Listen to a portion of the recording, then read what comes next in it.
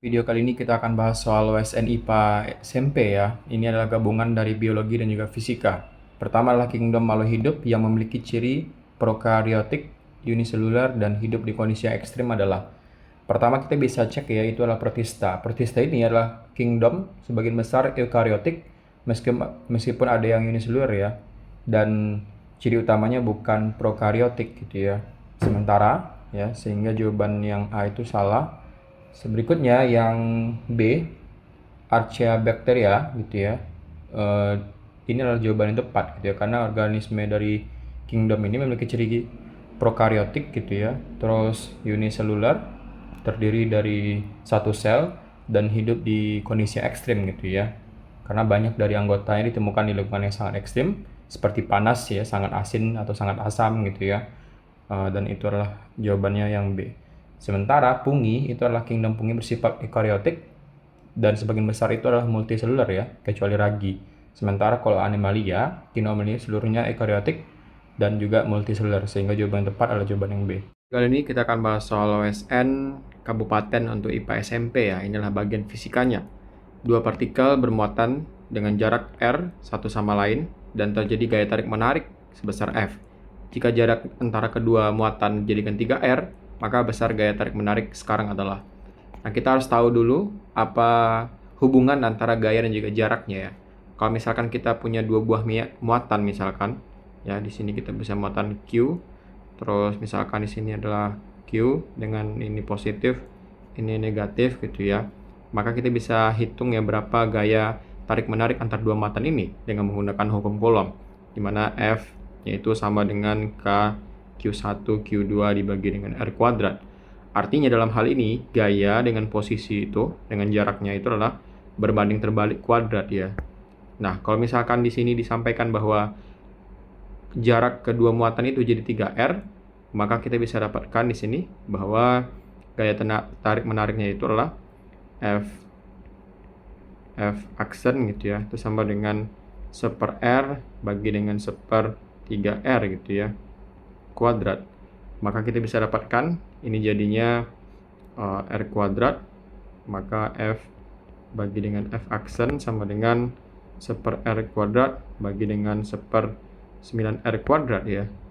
R kuadrat kita bisa coret di sini, maka kita bisa dapatkan 1 dikali 9/1 atau F sama dengan 9/1 per F aksen, atau dalam hal ini F aksen sama dengan F dibagi 9 ya.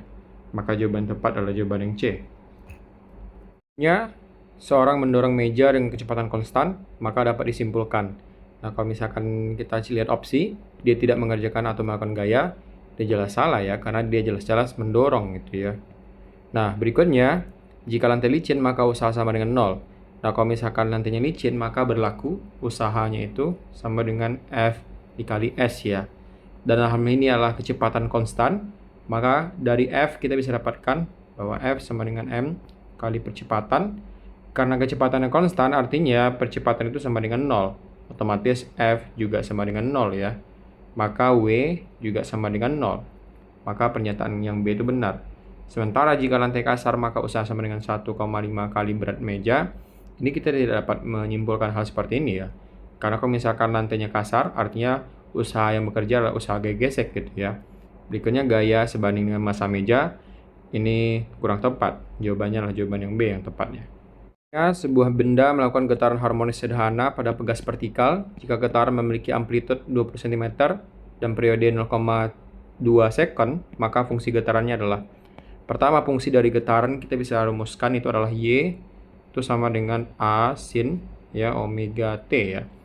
Maka kita bisa dapatkan amplitudonya adalah 20 cm. Kalau kita rubah ke dalam meter itu adalah 0,2. Sehingga ini jadinya 0,2 sin omega T. Kita cek jawaban, maka jawaban yang A dan jawaban yang D itu salah. Berikutnya periode oscilasinya sama dengan 0,2. Maka T itu sama dengan 0,2. Hubungan dari omega dan T kita bisa dapatkan ya, bahwa untuk omega gitu ya, itu kan sama dengan 2πf. Kalau misalkan kita jadikan ke T, omega sama dengan 2π bagi dengan T. Maka karena T sama dengan 0,2, tinggal kita substitusikan bahwa omega sama dengan 2pi per 2 per 10 ya. Atau ini jadi 2pi kali 10 per 2. Ini habis, maka sama dengan 10pi. Itu adalah omeganya. Maka jawaban yang tepat adalah jawaban yang C ya, 0,2 sin omega T, di mana omeganya adalah 10pi ya. Berikutnya, terdapat dua zat air dan es yang bermassa sama-sama 500 gram. Dimasukkan dalam bejana yang tekanannya dipertahankan 1 atm. Dan suhu dipertahankan 0 derajat Celcius.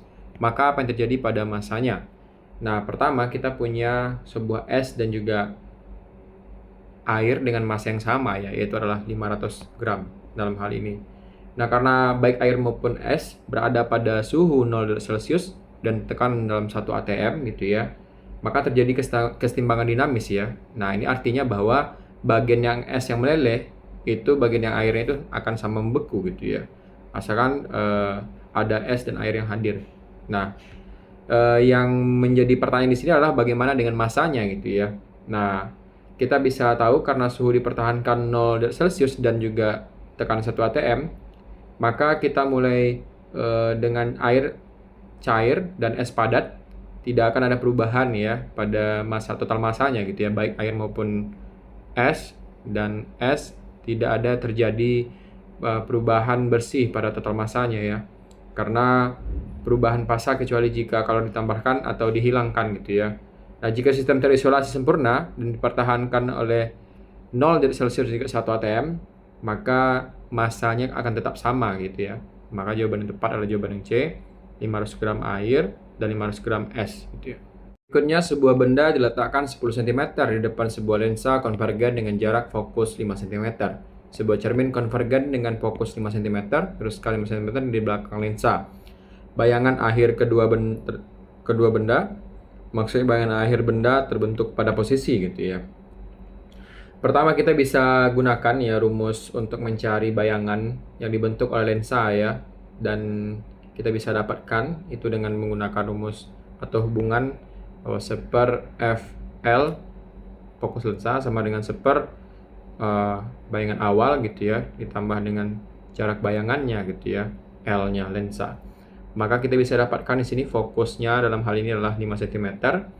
Maka kita dapatkan 1/5 sama dengan jaraknya diletakkan bendanya adalah 10 cm, itu 1/10 ditambah dengan bayangannya gitu ya, 1/dIL gitu ya, sehingga kita bisa dapatkan 1/dIL itu sama dengan 1/5 dikurang dengan 1/10. Nah, dalam hal ini kita bisa samakan penyebutnya menjadi 10, maka kita dapatkan 2 kurang 1 itu sama dengan 1/10. Maka jarak bayangan lensa itu adalah 10 cm. Nah, ini adalah nyata dan terletak 10 cm di belakang lensa gitu ya. Nah, berikutnya kita bisa dapatkan ya untuk cermin konvergennya itu kan diletakkan 5 cm kan di belakang lensa.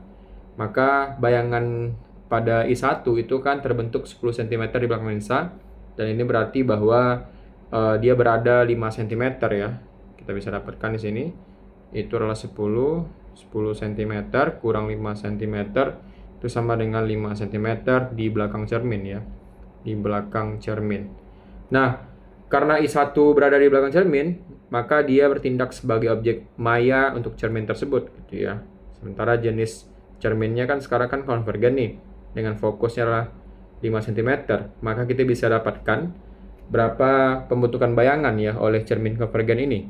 Maka kita bisa dapatkan 1/Fm gitu ya, sama dengan 1/DOM ditambah dengan ini jadinya 1 ya. Ini jadinya 1/DIM gitu ya. Maka fokusnya adalah 1/5 sama dengan awalnya adalah 1/-5 gitu ya. Karena kita bisa dapatkan objeknya maya, maka dia bertanda negatif, terus ditambah dengan 1/DIM. Nah, untuk mencari 1/DIM kita bisa pindahkan ke kiri jadi positif. Maka 1/5 ditambah 1/5 sama dengan 1/DIM. Maka DIM-nya itu adalah 5/2 ya, itu sama dengan 2,5 cm. Artinya bayangan akhir I2 itu adalah nyata dan terletak 2,5 cm di depan cermin gitu ya. Nah, untuk posisi akhir itu kan relatif ya terhadap cermin maupun lensa. Maka di sini sebenarnya kita bisa eliminasi untuk jawaban A dan C karena dia akan berada di 2,5 cm ya. Nah, karena cermin berada 5 cm di belakang lensa, maka bayangan akhir yang dibentuk itu adalah 5 cm dikurang dengan 2,5 cm itu sama dengan 2,5 cm di belakang lensa ya. Maka jawaban yang tepat adalah jawaban yang B, 2,5 cm di belakang lensa. Kita bahas soal USN IPA SMP ya, tingkat kabupaten kota tahun 2025. Ini adalah soal bagian fisikanya. Pertama adalah sebuah kumparan kawat dengan lilitan 400 flux, magnetiknya berubah dari 0,8 menjadi 1 WB ya. Ini 1 WB dalam waktu 0,1 second. Berapa GGL induksinya? Dalam menghitung GGL induksi, kita bisa gunakan hubungan bahwa GGL induksi adalah jumlah lilitan dikali dengan perubahan flux dibagi dengan perubahan waktu ya. Di sini jumlah lilitannya adalah 400, terus medan magnet flux magnetiknya itu berubah dari 0,8 hingga 1 ya. Maka kita bisa dapatkan 1 dikurang 0,8 dibagi dengan 0,1 second kan. Kita bisa dapatkan di sini 400 dikali 1 kurang 0,8 itulah 0,2 dibagi 0,1. Di sini kita bisa hilangkan nolnya sehingga kita dapatkan 2 per 1, maka ini sama dengan 800 volt ya. Maka jawabannya adalah C. Berikutnya adalah sebuah bola ditarik vertikal ke atas dengan kecepatan 1 meter per second. Ketika posisi bola 4 meter dari lantai, tali putus, bola akan menyentuh lantai setelah titik-titik second. Pertama kita bisa gambarkan ilustrasinya. Misalkan di sini kita punya bola gitu ya. Terus kita tarik dengan kecepatan itu adalah 1 meter per second. Kira-kira dia sampai dalam ketinggian dalam hal ini adalah 4 meter. Terus si bola nanti si tali itu akan putus ya. Nah, di sini misalkan ini adalah titik A gitu ya. Terus ini adalah titik B. Nah, pada saat titik B tali itu putus dan kita ingin menghitung berapa waktu yang dibutuhkan oleh bola itu sampai ke lantai ya. Pertama kita bisa gunakan di sini GLBB vertikal ke atas ya, di mana H sama dengan atau bisa kita ganti dengan Y ya, atau Y sama dengan V0 kali T dikurang dengan setengah GT kuadrat ya, karena melawan gravitasi. Nah, Y dalam hal ini kita bisa ambil potensial nolnya di sini, maka kita bisa dapatkan Y itulah min 4 karena berada di bawah potensial nolnya. Dan kita bisa dapatkan di sini V0T, berarti ini T gitu ya, dikurang dengan 5T kuadrat. Berikutnya kita bisa pindahkan 5T kuadrat ditambah T itu ke ruas kiri, maka kita dapatkan 5T kuadrat kurang T kurang 4 itu sama dengan 0. Nah, berikutnya tinggal kita cari akar-akar persamaan dari persamaan kuadrat ini ya. Pertama tentu kita bisa dapatkan sini 5T gitu ya. Terus di sini T kalau dikalikan di hasilnya min 4 gitu ya. Terus kalau dijumlahkan di hasilnya min 1. Maka kita bisa dapatkan di sini ini adalah plus 4 gitu ya, ini T min 1. Kalau misalkan kita kalikan ke dalam gitu ya, 5T kuadrat, terus 5T min 5T gitu ya, terus 4T, terus min 4, nanti hasilnya akan sama dengan di atas. Maka T itu sama dengan min 4 per 5, terus T2 itu sama dengan 1 second. Maka jawaban tepat adalah 1 second ya, karena ini tidak mungkin waktunya negatif. Berikutnya, sebuah pegas digantungkan secara vertikal setelah diberi beban. Panjang pegas itu bertambah panjang sebesar L. Kemudian beban ditarik sedikit ke bawah dan dilepaskan, sehingga bergerak naik turun dengan frekuensi 10 akar 5 bagi pi Hz. Jika besar percepatan gravitasi di tempat itu 10 meter per second kuadrat, maka L sama dengan berapa sentimeter ya. Untuk mencari frekuensi osilasi dari sebuah bandul, kita bisa dapatkan hubungan bahwa F sama dengan 1/2V akar dari G bagi L ya. Untuk mencari L, kita bisa kuadratkan kedua persamaan ya. Maka kita dapatkan F kuadrat 1/4V kuadrat kali dengan G per L. Kalau kita cari L, kita pindah aja nih. L ke sini, ke kiri, dan F kuadrat itu ke bawah ya. KL sama dengan 1/4V kuadrat kali G per F kuadrat ya. Nah, tinggal kita substitusikan nih nilainya ya. Kita substitusikan nilainya di sini. Maka kita dapatkan L itu sama dengan 1/4pi kuadrat. G itu adalah 10 dibagi dengan F kuadrat. Dalam hal ini adalah 10 akar 5 per pi ya. maka kita dapatkan 10 akar 5 per pi kuadratkan ya. Maka ini jadinya 1/4 pi kuadrat, ini jadinya 10 dikali dengan pi kuadrat dibagi dengan 10 akar 5 dikuadratkan, jadinya adalah 100 dikali 5 ya. Maka pi-nya habis di sini, terus 10 habis, ini tinggal 10. Maka kita dapatkan nilainya adalah 1 dibagi 4 kali 5 20 kali 10 adalah 100 ya. 1 bagi 200 meter. Nah, 1 bagi 200 meter itu kan sama dengan 5 kali 10 pangkat min 3 meter. Kalau kita rubah ke dalam senti, itu kan sama dengan 5 kali 10 pangkat min 1 cm. Maka jawaban yang tepat adalah jawaban yang D dalam kasus ini. Berikutnya adalah terdapat dua muatan konduktor bermuatan Q1 1 mikrokulom dan Q2 4 mikrokulom terpisah dengan jarak 9 cm. Di manakah letak titik muatan jika medan listrik sama dengan 0? Pertama kita bisa gambarkan di sini muatan pertama gitu ya. Terus di sini misalkan ada muatan kedua di titik B. Terus misalkan muatan pertama itu kan adalah Q1 dan di sini adalah Q2. Kita bisa tahu jarak keduanya ini adalah 9 cm ya, 9 cm. Misalkan kita anggap titik dengan medan listrik E atau sama dengan 0 itu di sini ya. Maka kita bisa dapatkan di sini, misalkan jaraknya adalah X ya. Sehingga jarak dari Q2 itu adalah 9 kurang X gitu ya. Maka kita bisa dapatkan di sini bahwa medan sama dengan 0 itu gitu ya. K kali Q1 ya dibagi dengan X kuadrat ya. X kuadrat hal ini X kuadrat terus sama dengan K kali Q2 bagi 9 kurang X dikuadratkan gitu ya. K kita bisa eliminasi, muatan Q1 adalah 1 mikrokulom dibagi dengan X kuadrat sama dengan 4 mikrokulom dibagi 9 kurang X dikuadratkan ya. Di sini kita bisa dapatkan persamaannya, kita kali silang, 4X kuadrat sama dengan 9 kurang X dikuadratkan gitu ya. Atau bisa kita bagi dengan X kuadrat, maka 4 sama dengan 9 kurang X per X ya, dikuadratkan ya. Kalau kita akarkan kedua persamaan untuk menghilangkan kuadrat, maka kita bisa dapatkan ini pangkat setengah, ini pangkat setengah. Maka kita bisa dapatkan persamaan 2 itu sama dengan 9 dikurang X bagi X ya. Maka kita dapatkan 2X sama dengan 9 kurang X.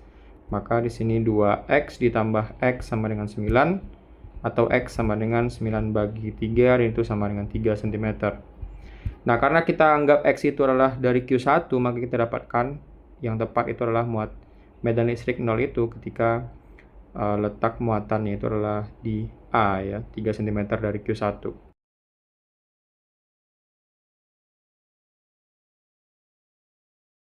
Ya, pada kegiatan pengamatan ekosistem diperoleh data beberapa jenis interaksi makhluk hidup sebagai berikut. Pertama, ikan kecil memakan jentik nyamuk.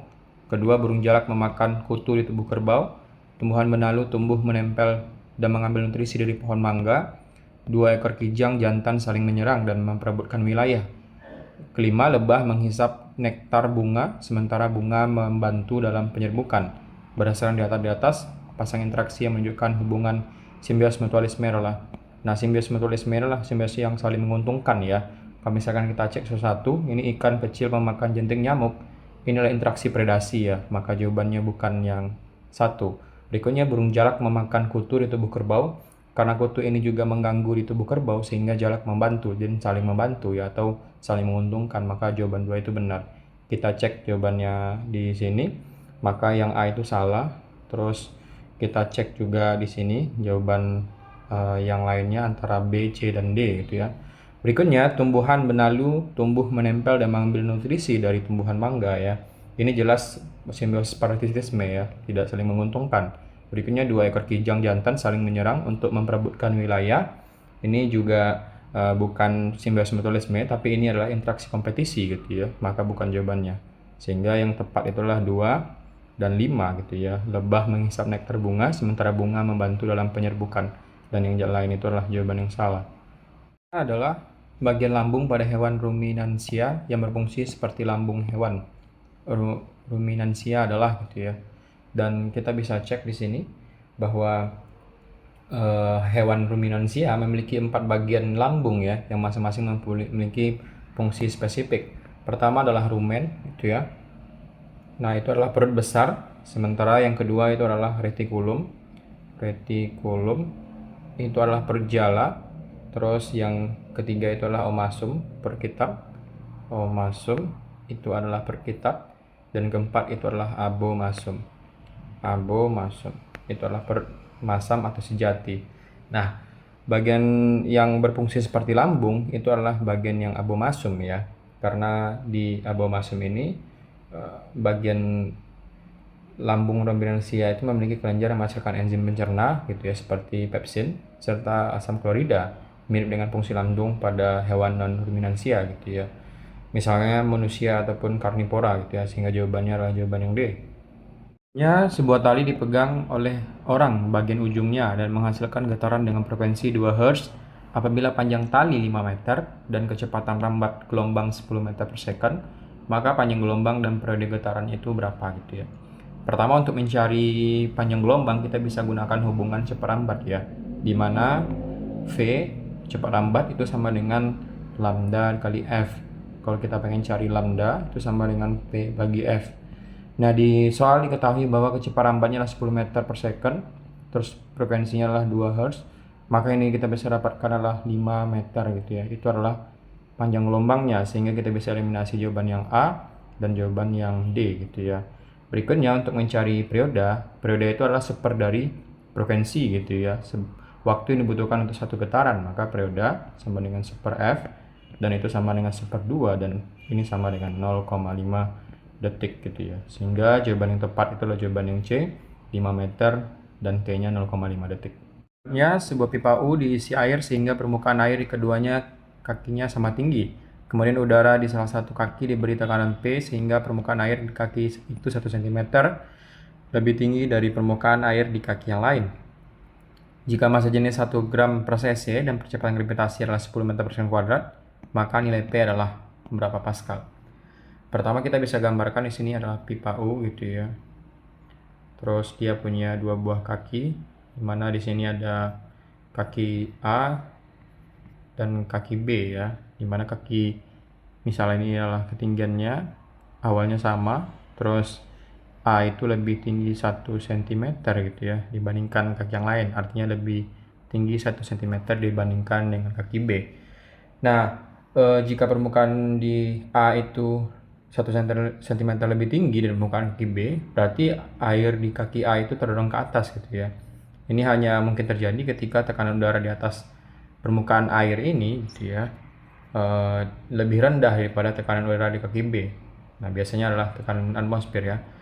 Maka tekanan P yang dimaksud ini mungkin adalah tekanan relatif terhadap atmosfer di kaki A. Sehingga kita bisa tahu bahwa pertama bisa kita cari tekanan dari air ya. Itu sama dengan rho G H gitu ya.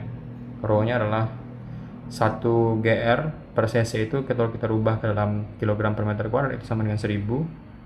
Terus dikali dengan G-nya adalah 10, delta H-nya adalah 0,01 ya kalau berubah dalam meter.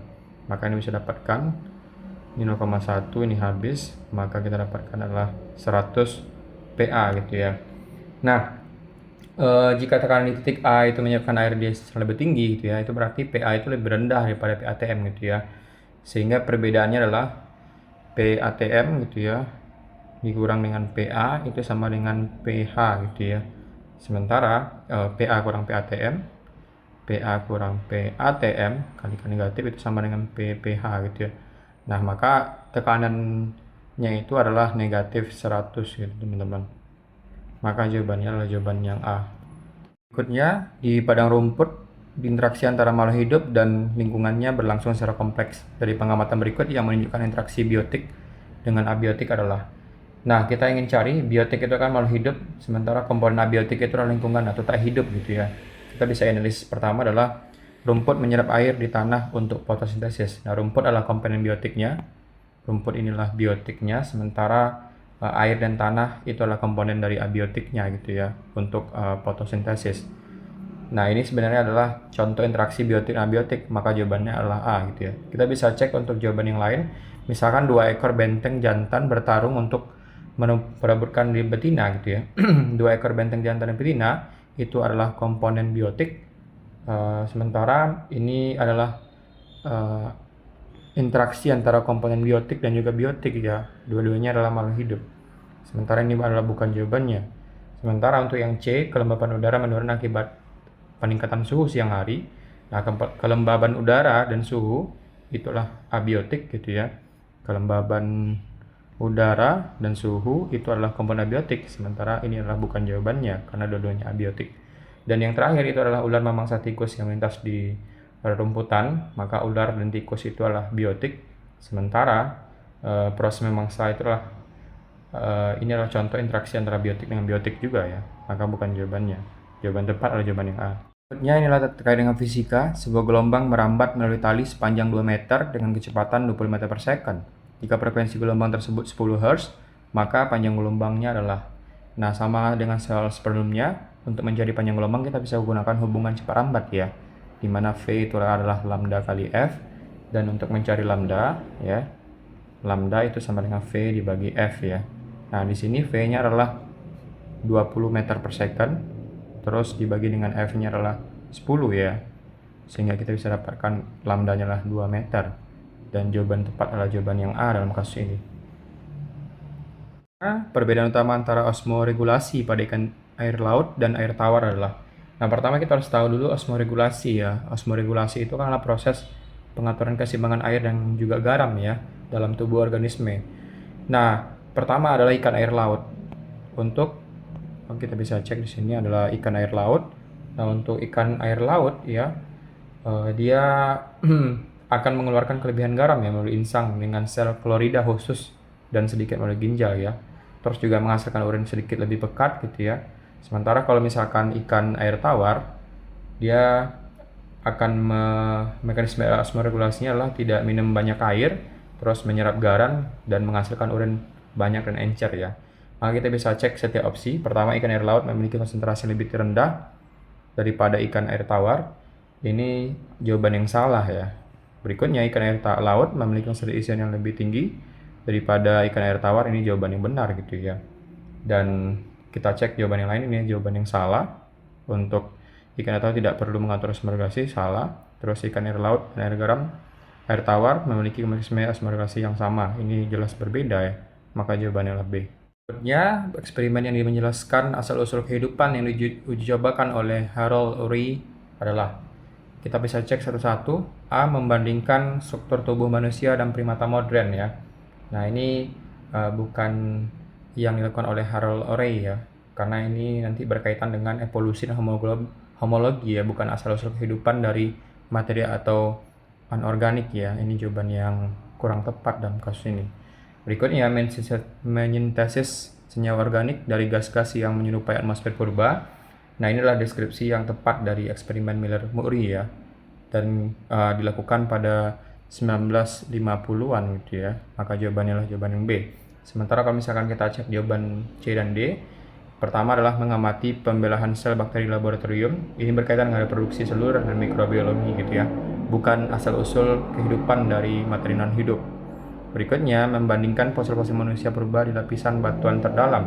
Ini berkaitan dengan paleontologi dan evolusi manusia, bukan asal-usul kehidupan. Maka jawaban yang tepat adalah jawaban yang B. Berikutnya, dalam sebuah penelitian ditemukan populasi kupu-kupu di suatu hutan yang warnanya bervariasi dari terang hingga gelap. Setelah beberapa generasi, kupu-kupu dengan warna gelap lebih banyak bertahan hidup karena sulit terlihat oleh predator di batang pohon yang gelap akibat populasi. Fenomena ini merupakan contoh dari proses evolusi yang disebut dengan. Nah, pertama untuk fenomena ini itu di mana kupu-kupu yang ciri-ciri tertentu seperti warna gelap lebih banyak bertahan hidup karena lebih cocok dengan lingkungannya gitu ya. Dan batang pohon gelap yang dipolusi gitu ya. Nah, ini adalah contoh klasik dari seleksi gen ya, seleksi alam maksudnya. Maka jawaban tepat adalah jawaban yang B. Dan ini adalah pendorong utama perubahan evolusioner gitu ya.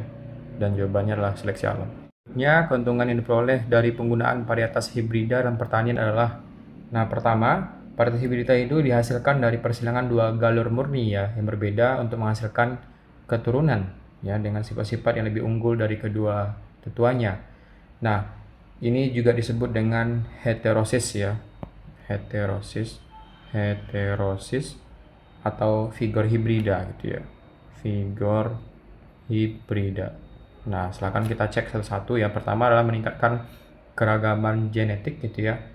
Nah, ini bukan untuk meningkatkan keragaman genetik dalam proses skala besar ya. Justru varietas hibrida itu seringkali cenderung memiliki keragaman genetik yang lebih seragam pada generasi dengan generasi pertama hibrida gitu ya. Maka bukan jawabannya.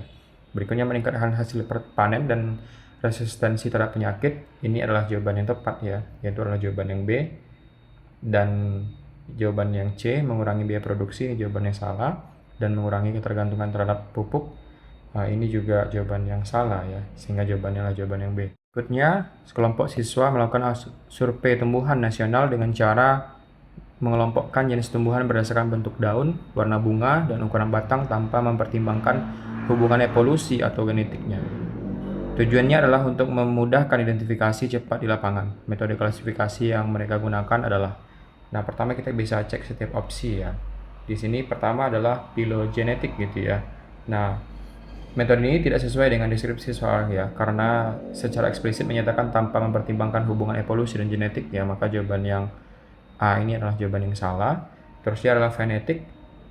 Klasifikasi fenetik ini juga dikenal dengan sebagai taksonomi numerik gitu ya, mengelompokkan organisme berdasarkan kesamaan karakter morfologi gitu ya, atau fenotip yang dapat diamati. Sehingga ini sebenarnya jawaban yang pas ya, atau jawaban yang tepat. Berikutnya jawabannya molekuler. Ini klasifikasi biotik modern yang tidak sesuai dengan deskripsi soal di atas ya, dan fokus pada ciri fisik. Sementara biokimia ini jelas bukan jawabannya, maka jawabannya adalah jawaban yang B. Nah, menurut teori, kedalaman lapisan bumi terdiri dari 7 lapisan. Urutan ketujuh lapisan bumi tersebut diantaranya seperti ini. Urutan yang benar dari lapisan luar ke dalam adalah, pertama adalah untuk lapisan bumi itu ada litosfer ya. Litosfer itu paling luar. Litosfer itu adalah lapisan telur bumi yang paling kaku yang mencakup kerak bumi dan juga bagian teratas dari mantel atas. Maka kita bisa cek bahwa yang pertama itu adalah nomor 5. Ini pertama, maka kita bisa eliminasi jawaban A dan jawaban B. Berikutnya mesosfer ya, jawaban masih sama ya. Terus berikutnya adalah astenosfer ya, karena yang ver itu adalah lapisan atas gitu ya, atau lapisan udara gitu ya. Maka berikutnya adalah 2 dan kita cek, maka jawaban D bukan jawabannya, sehingga jawabannya adalah jawaban yang C, yaitu 512. Terus 4 mantel atas, terus adalah mantel bawah 5, terus adalah inti luar gitu ya 6, terus inti dalam gitu ya, baru ketujuhnya, sehingga jawabannya adalah jawaban yang C. Seorang anak menunjukkan ciri-ciri fisik diantaranya wajah rata, mata sipit, telinga kecil, leher pendek, memiliki tangan dan kaki lebih pendek dari normal, serta mengalami keterlambatan perkembangan mental dan motorik. Ciri-ciri tersebut ternyata berkaitan dengan adanya penambahan satu kromosom pada kromosom 21. Kelainan genetik ini dikenal dengan nama. Nah, pertama kita bisa cek satu ya. Pertama adalah Turner syndrome. Nah, ini adalah kelainan genetik yang hanya terjadi pada perempuan ya, di mana salah satu kromosom X hilang atau sebagian hilang gitu ya. Maka ini bukan jawabannya karena kan kelebihan kromosom. Berikutnya adalah Klinefelter syndrome. Ini adalah kelainan genetik yang hanya terjadi pada laki-laki di mana ada kromosom X ekstra ya, yang genotip XXY. Maka ini juga bukan jawabannya. Dan yang ketiga adalah Down syndrome. Ini adalah kelainan genetik yang disebabkan oleh adanya salin ekstra dari kromosom 21 ya, dan ini adalah jawabannya. Dan berikutnya thalassemia, inilah kelainan darah genetik yang diturunkan ya, di mana tubuh membuat hemoglobin abnormal ya, dan ini bukan jawabannya, sehingga jawabannya adalah jawaban yang C, yaitu adalah Down syndrome. Seorang siswa melakukan pengamatan jaringan daun menggunakan mikroskop. Ia menemukan bahwa sebagian besar sel di jaringan palisade mengandung banyak kloroflas. Sel pada jaringan epidermis terdapat sel penjaga stomata yang dapat membuka dan menutup. Pernyataan yang paling tepat mengenai hubungan antara kedua struktur tersebut adalah, untuk Pilihan yang tepat itu adalah pertama, sel palisade berfungsi menyimpan air karena bentuknya padat dan banyak kloroflas ya. Maka jawaban untuk kasus pertama ini kurang tepat ya, dan bukan fungsi utama. Ini kan memang padat dan kayak kloroflas, namun fungsi utamanya adalah fotosintesis ya, bukan menyimpan air dalam jumlah besar. Maka ini jawaban yang salah. Berikutnya, sel penjaga stomata mengatur masuknya CO2 untuk mengisi vakuola sel palisade. Ini juga bukan jawaban yang tepat ya. Dan jawaban yang tepat itu adalah jawaban yang C. Banyak kloroplas dalam sel palisade memungkinkan fotosintesis optimal menghasilkan glukosa untuk pertumbuhan, dan jawaban ini jawaban yang salah.